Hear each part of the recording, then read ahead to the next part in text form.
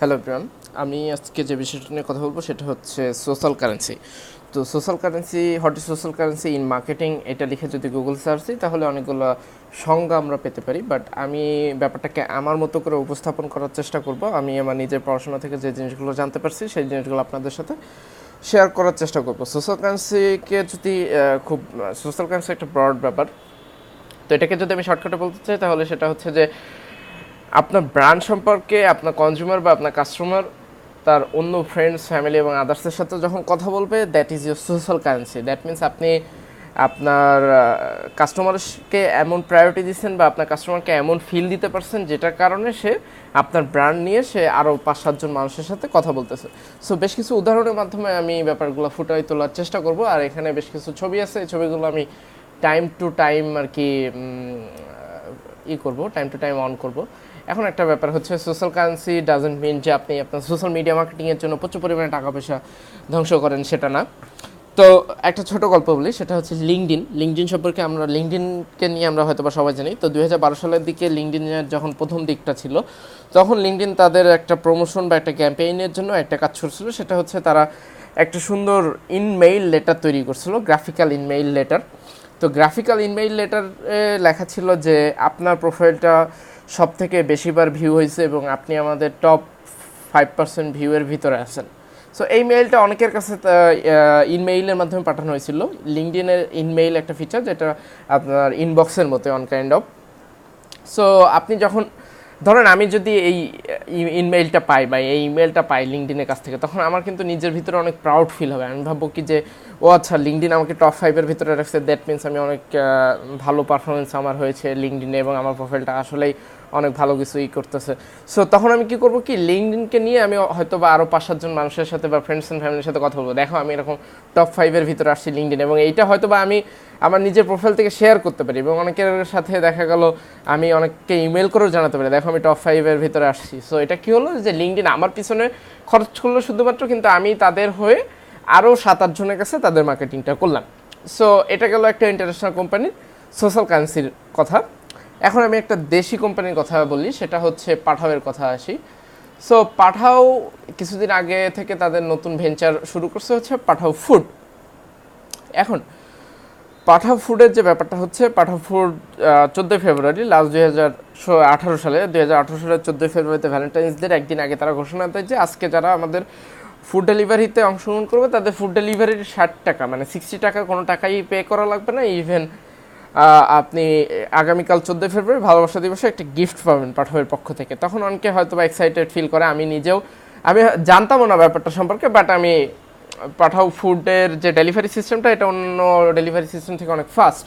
So আমি ওইটা একটু ইউজ করতে বেশি অভ্যস্ত। সো আমি মানে কোইন্সিডেন্টলি আমি অর্ডার করছিলাম এবং পরের দিন আমি বাসায় ছিলাম না, বাট গিফটটা আমার বাসায় পৌঁছে গেছে। এটা ছিল একটা গিফট। দেন আমি এই গিফটটা কিন্তু ফেসবুকে শেয়ার করি। এখানে কিন্তু বিশেষ কোনো কিছু নেই, সর্বোচ্চ যদি আমি সব কিছু মিলায় দাম চিন্তা করি তাহলে 100 টাকার মতো পাঠাও খরচ করছে। বাট আমি আমার ফেসবুক প্রোফাইলে 900 জন ফ্রেন্ড লিস্টের প্রোফাইলে সবার কাছে এটা শেয়ার করছি, ফেসবুকে স্টোরি দিছি। দেন এই প্যাকেটটা এখন আমার রুমে আছে, মানে প্যাকেটটা জিনিসপত্র চকলেট খাওয়া হয়ে গেছে, কারণ চকলেট আমি অনেক পছন্দ করি, চকলেট খাওয়া শেষ।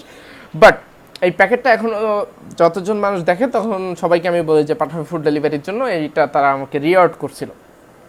এখন ব্যাপারটা হচ্ছে কি, এটা হচ্ছে ওয়ার্ড অফ মাউথ মার্কেটিং, একটা সব থেকে স্ট্রং ওয়ার্ড, যেটা হচ্ছে ওয়ার্ড অফ মাউথ, মানুষের মুখের কথা। আমি যখন আমার আরও 8-10 জন বন্ধুর কাছে পাঠাওকে নিয়ে কথা বলবো, তখন কিন্তু কী হবে যে ব্যাপারটা অনেক ট্রাস্টওয়ার্দি হবে, যে আমি নিজে ইউজ করছি এবং ওরা আমাকে প্রায়োরিটি দিচ্ছে। সো আমি আমার 5-7 জন বন্ধুকে জানাচ্ছি যে পাঠাও ফুড ডেলিভারি অনেক ভালো, পাঠাও তাদের কাস্টমারকে অনেক ভালো সার্ভিস দিচ্ছে। দেন কিন্তু পাঠাওয়ের কনজিউমার বা কাস্টমারের সংখ্যা বাড়তেছে, ঠিক আছে। দেন আমি আরেকটা কোম্পানির কথা বলি। আরেকটা কোম্পানির কথা বলার আগে আমি আমার নিজের বান্ধবীর কথা একটু আসি। আমার নিজের বান্ধবী অনেক মেকআপের প্রতি ওর অনেক মানে আসক্তি, বা মেকআপের ভিডিও দেখে প্রচুর পরিমাণে, মেকআপের বিভিন্ন ইনস্টাগ্রামে বিভিন্ন মেকআপের ফ্যান পেজগুলোকে ফলো করে বা মেকআপের যারা টিউটোরিয়াল তৈরি করে তাদেরকে ফলো করে। সো সে একদিন কী করলো কি, সে আমাকে হঠাৎ মাঝে একদিন গল্প করতেছে, দেখো রাকিব এই বড় মেকআপ কোম্পানি ওদের ভেরিফাইড পেজ থেকে আমাকে না ফলো করছে। সো ওই কোম্পানি আমাকে ফলো করছে। সো এখানে ব্যাপারটা হচ্ছে কি, ওই তখন আমি আমার বান্ধবীকে বলছিলাম দেখো এটা কিন্তু ওদের একটা মার্কেটিং স্ট্র্যাটেজি। সো ও তখন ব্যাপারটাতে পাত্তা দেয় না, বাট ব্যাপারটা হচ্ছে কি, ও জাস্ট আমার বান্ধবীকে একটু প্রায়োরিটি দিছে, জাস্ট একটা ফলো করছে, ফলো করতে কিন্তু টাকা লাগে না। সো যখন একটা বড় কোম্পানি আপনাকে ফলো করবে তখন আপনি কি করবেন, আপনার চারপাশে ফ্রেন্ডস অ্যান্ড ফ্যামিলি যতজন আছে যাকে পাবেন হ্যাঁ বলবেন, দেখ দোস্ত আমি তো এরকম ওই মেকআপ কোম্পানি থেকে আমাকে ফলো করছে, সো আমার কিন্তু বিশাল একটা ব্যাপার হয়ে গেছে। সো হলো কি ওই কোম্পানি জাস্ট সিম্পলি আপনাকে একটা অন্য লেভেলে পৌঁছে দিল, অন্য 8-10 জনের থেকে আপনাকে একটা অন্য পর্যায়ে পৌঁছে দিল। দেন আপনি কি করলেন, ওদের হয়ে আরও 8-10 জনের কাছে তাদের মার্কেটিং করলেন। This is word of mouth and social currency, this is social currency. Social কারেন্সির জন্য আপনাকে লাখ লাখ টাকা কোটি কোটি টাকা খরচ করতে হয় না মার্কেটিংয়ের পিছনে। এটা ট্রেডিশনাল মার্কেটিংয়ের থেকে ডিফারেন্ট, বাট সোশ্যাল কারেন্সি বা ভাইরাল মার্কেটিং যেটাই বলেন সেটা আসলে কোনো প্রকার লাকের কোনো ব্যাপার না যে এটা আমার ভাগ্যে ছিল তাই এটা ভাইরাল হয়েছে। সো এটা actually this is a science, এর পিছনে একটা বড় সড়ো সায়েন্স কাজ করে। সো এখন আমি আরেকটা জিনিসটা কথা বলবো, সেটা হচ্ছে ব্লেন্ডটেক। ব্লেন্ডটেক হচ্ছে একটা ব্লেন্ডার কোম্পানি। তো এই টাইপের ব্লেন্ডটেক একটা ব্লেন্ডারের মতো একটা বোরিং কোম্পানি বা বোরিং ব্র্যান্ড, যেটা নিয়ে আপনি অনলাইনে মার্কেটিং করবেন, ফেসবুকে মার্কেটিং করবেন, সেই ভিডিওটা মানুষজন দেখবে, শেয়ার করবে, ফ্রেন্ডস আর ফ্যামিলিকে বলবে। This is so tough. তো ব্লেন্ডটেক নামে এই কোম্পানিটা কী করছিল, এদের যে সিইও আছে সে প্রায় সময় করতো কি তাদের অফিসের ভিতরে তাদের এই ব্লেন্ডারকে টেস্ট করার জন্য ওটার ভিতরে বিভিন্ন ধরনের কাঠের বল বা আদার্স হাবিজাবি দিয়ে টেস্ট করতো যে ব্লেন্ডারের স্ট্রং বা স্ট্রেংথ কতটুকু। তো একদিন হঠাৎ করে একজন মার্কেটিয়ার তাদের ওই অফিসের ভিতরে ঘোরাঘুরি করতেছিল, তো অফিসের ভিতরে ধুলা দেখে বলছে কি এই ধুলাটা কিসের, তখন বলছে যে এরকম ওই ব্লেন্ড করতেছিল, তো ব্লেন্ড করে একদম গুঁড়া বানাই ফেলছে, তো সেটার ধুলা এটা। পরবর্তীতে ওর মাথায় হঠাৎ একটা আইডিয়া আসলো যে এই সেম জিনিসটা যদি একটা আইফোনের সাথে করা হয়ে থাকে, যেমন আমি একটু দেখা, এই যে এটা হচ্ছে ব্লেন্ডটেকের সিইও, সে আইফোন 4-এর সাথে এই ব্লেন্ডটেকের এই ব্লেন্ডারের ভিতরে এই আইফোনটাকে দিয়ে সে ব্লেন্ড করে একদম মানে পুরো ডাস্ট তৈরি করে ফেলে।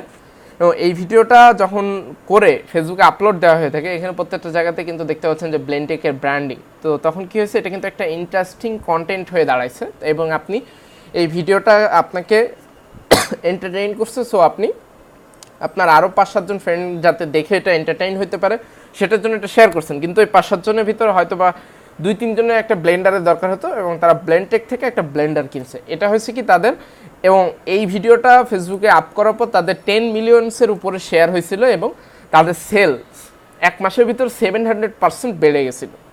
সো এইভাবে আপনি একটা বোরিং প্রোডাক্টকে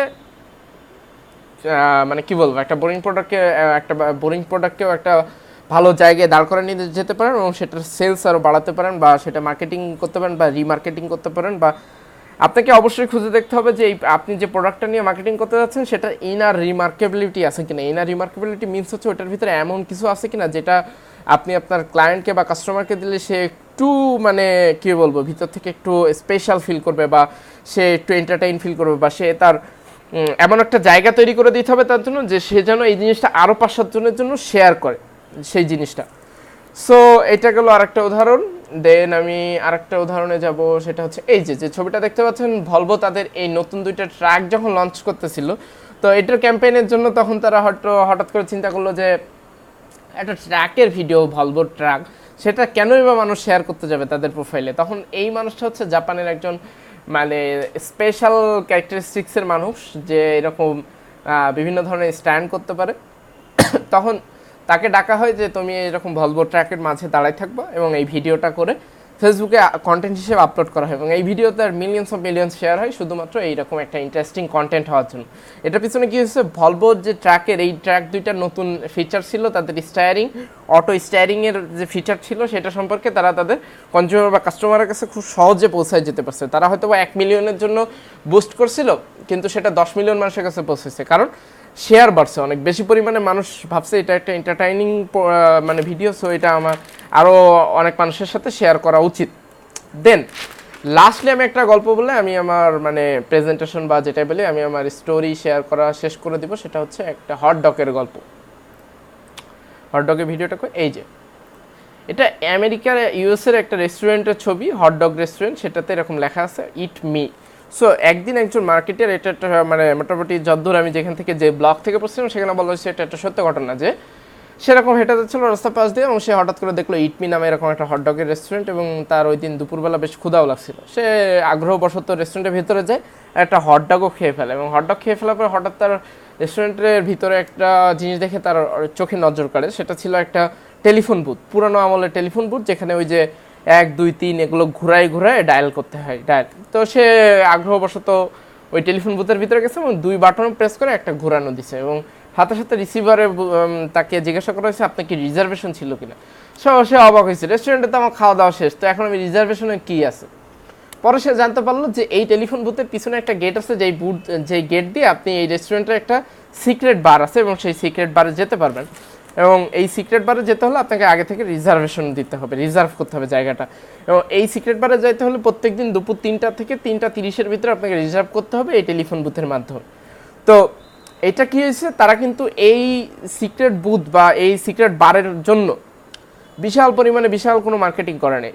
এরকম মাঝে মধ্যে 1-2জন করে মানুষজন যখন এই টেলিফোন বুথটাকে দেখছে, আগ্রহবশত গেছে এবং তারা কিন্তু একটা সিক্রেট ইনফরমেশন জানতে পারছে এই রেস্টুরেন্ট সম্পর্কে। তো আমাদের কিন্তু মানুষের একটা হিউম্যান নেচার আছে, আপনি যখন মানুষকে বলবেন দেখো ভাই এই কথাটা তুমি যেন ওই আর কাউকে বলার দরকার নেই, এটা আমি শুধু তোমাকে বললাম, এই কথাটাই আপনি আরও বেশি করে আরও মানুষজনের কাছে বলেন, কারণ আপনি নিজেকে একটু স্পেশাল ফিল করাতে চান, কারণ আপনি নিজেকে একটু গুরুত্বপূর্ণ ফিল করাতে পছন্দ করেন। মানুষের স্বভাব এটাই যে আমি একটা গুরুত্বপূর্ণ তথ্য জানি, তুমি তো এটা জানতে না, আমি ওর কাছে এটা জানতে পারছি, ও আমার সাথে এটা শেয়ার করছে। এটা হলো কি যে ওই কোম্পানি কিন্তু একটা মার্কেটিং হয়েছে, মানে indirectly behind the scene marketing হয়েছে। ওরা কিন্তু এই বারের জন্য কোনো প্রকার মার্কেটিং করে নাই, মানে ভিজিবল মার্কেটিং করে নাই, বাট ইনডিরেক্টলি এটা মার্কেটিং হয়েছে আর মানুষজনের মুখে এটা ছড়াই গেছে যে এরকম একটা সিক্রেট জিনিস আছে ওই রেস্টুরেন্টে।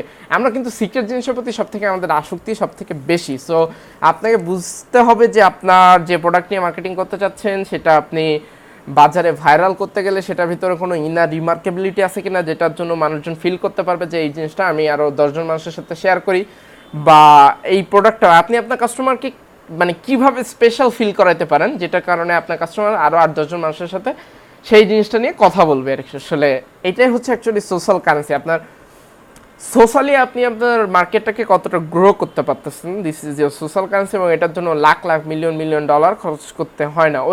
যে ইন্টারেস্টিং ইনফরমেশনটা দিতে ভুলে গেছি, ব্লেন্টেকের যে ভিডিওটা 10 মিলিয়ন রিচ হয়েছিল, এই ভিডিওটা 10 মিলিয়ন রিচ হয়েছিল, এটাতে তাদের মার্কেটিংয়ের জন্য বাজেট ছিল মাত্র $50। এই ভিডিওটা তৈরি করতে তাদের খরচ হয়েছিল মাত্র $50 এবং সেটা থেকে তাদের 700% সেল বাড়ছিল। সো এটাই হচ্ছে সোশ্যাল কারেন্সির একটা সংক্ষিপ্ত বিবরণী, আমি আমার মতো করে বোঝানোর চেষ্টা করছি। যদি এটাতে কোনো ভুল ধরা পড়ে থাকে তাহলে অবশ্যই আমাকে জানাবেন, এবং যদি মনে হয় যে না এই টপিকটা আমি ভুল আলোচনা করছি তাহলে অবশ্যই জানাবেন এবং আমি আমার ভুল শুধরে নেওয়ার চেষ্টা করব। ধন্যবাদ সবাইকে।